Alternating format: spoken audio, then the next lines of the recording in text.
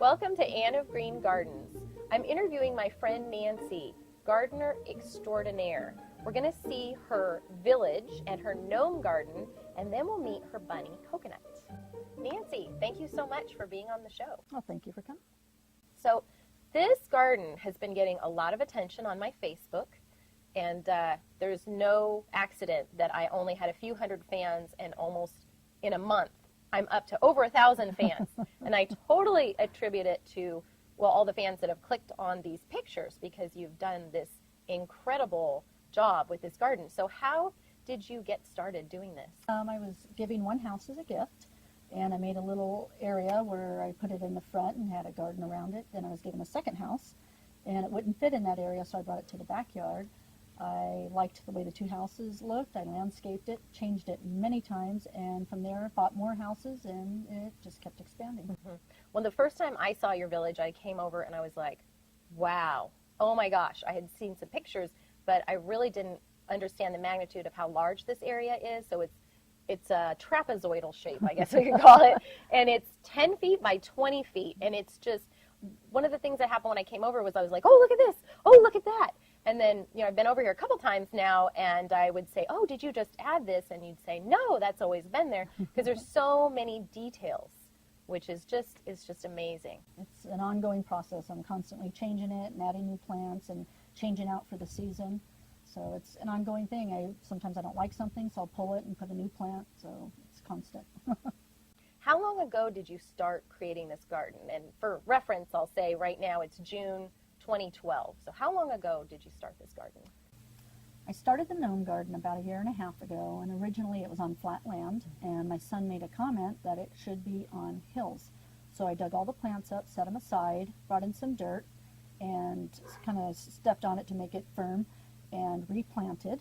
And that was done 1.5 years ago. Then after that I started the village. And in the village I probably rearranged the houses 3 or 4 times till I got it the way I liked it. And in that process, I once again had to re-dig up the plants. Then I got them situated, and now it's been the way it is for a while. And what I do, have to change out plants within the season, because I had pansies in the winter.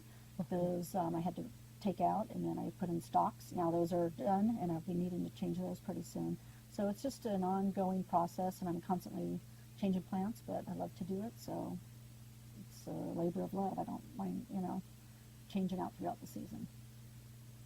Nancy, you were mentioning that you had to dig up the plants and move things around. So it sounds like there was a lot of time that's gone into this garden. So I'm wondering, how much time do you spend every week maintaining the garden? I probably spend about 7 to 14 hours a week. Wow. We're in the Central Valley. It gets really hot. There's a lot of wind lately. So I've actually had to water twice a day. And I'm pruning probably once a week, because some of the plants I trained to grow as like a hedge, where they would normally spread out.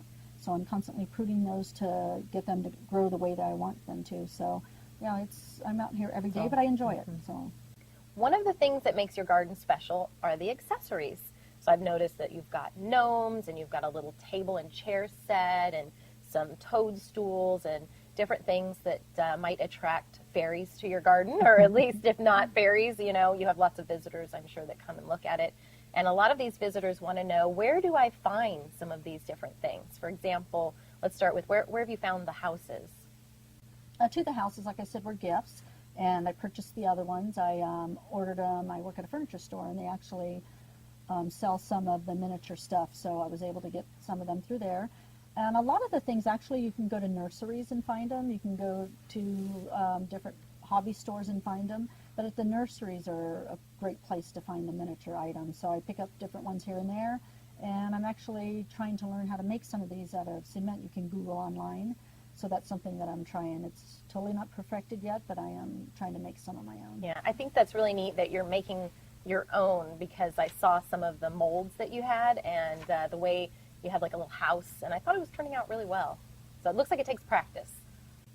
Nancy, what are some of the plants in your garden that you would consider sort of the main skeleton or the main makeup of a garden that people would want to look for? So, for example, what are some of the ground covers that you think are the best?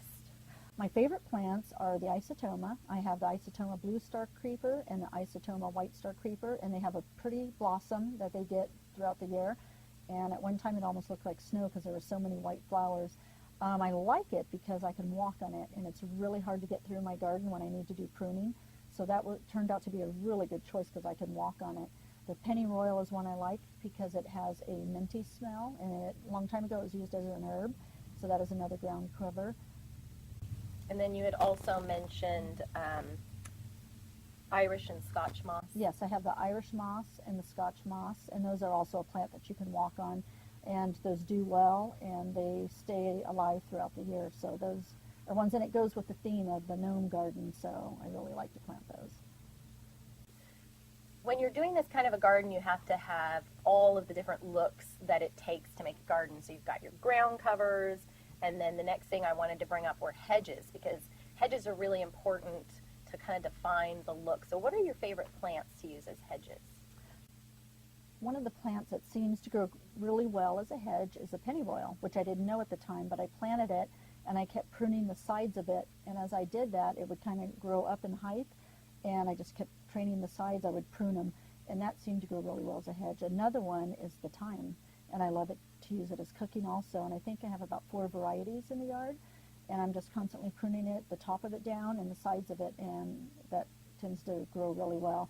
I like the boxwood basil because they look like little trees, and so I plant those in several different places in my yard. They do really well. And that's really neat because so not only are they decorative in your garden, but while you're pruning, because you're going to be doing that anyway, you can be like, ooh, maybe we'll have some pesto tonight, or maybe make some soup and throw some thyme in it. And I did notice that you had lime thyme and lemon thyme, so there's lots of creative things you can do with that. So is there anything in particular that you make in your kitchen with these herbs?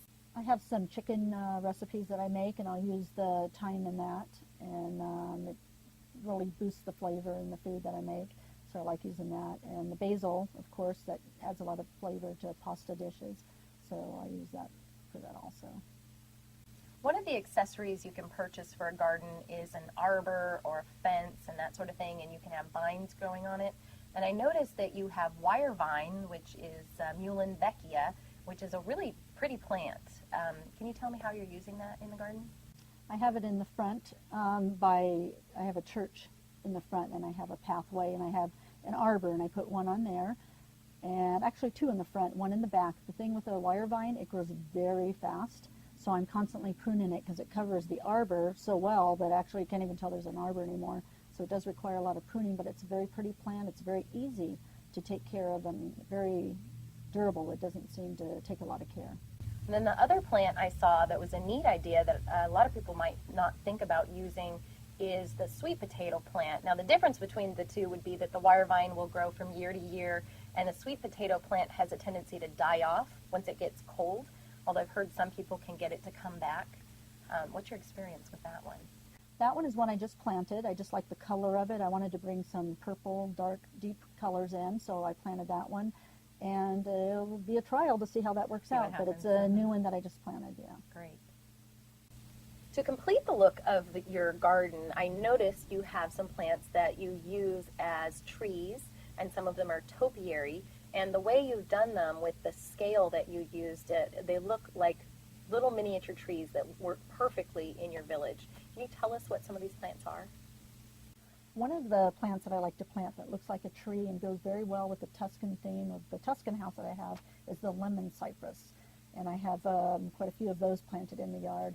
I also have the topiary rosemary, and sometimes it gets little blue flowers. I have another one called euonymus. I'm not sure if I'm pronouncing Euonymus, that right. Euonymus, Mm-hmm. yeah, and it's a little green plant shaped to grow like a tree. And another one that I have is the olive, and that definitely also goes with the Tuscan theme. So how often do you have to prune these topiaries to keep them in shape? Do you check on them every week and just sort of make little prunings? The ivy, I do prune that about once a week, sometimes once every 2 weeks. I do tend to water these plants a lot because of the sun where it gets, so they tend to grow fast. So it's not too bad, the pruning. The rosemary I just pruned, which I haven't had to do in a long time, so the rosemary does not take a lot of work, but the ivy. Yeah. My last question for you is one I'm sure all of our viewers would like to know, which is, what does Coconut think of this garden? He loves the garden. I know this because he used to hang out at the other side of the yard. As soon as I started the miniature garden, he was kind of following me around, watching what I do. He likes to dig up the plants and eat the plants, so unfortunately I do have to wire it off. But it's comical to watch him go through the gnome garden, because with his chin, he will nudge and knock them over. It's really funny to watch.